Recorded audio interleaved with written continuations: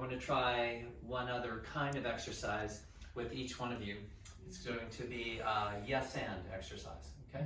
But you'll stand individually, and then I'll do a yes and play with you. I'd like to start with you, okay?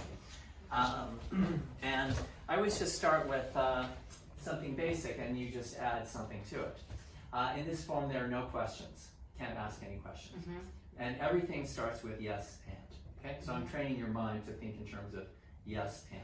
Okay, it's the basis of improv, and it's the basis of a lot of life. Okay, it's nighttime. Yes, and we should go to bed. Yes, and the room is too cold to sleep. Yes, that's why we should close the window. Yes, and the window got painted today, and it won't close, and the cold air is coming in. Yes, and we can sleep in the living room. Yes, and I'm worried because the alarm clock's in the bedroom, and I have to get up for a 5 o'clock meeting. Yes, and we can set the alarm on our phones.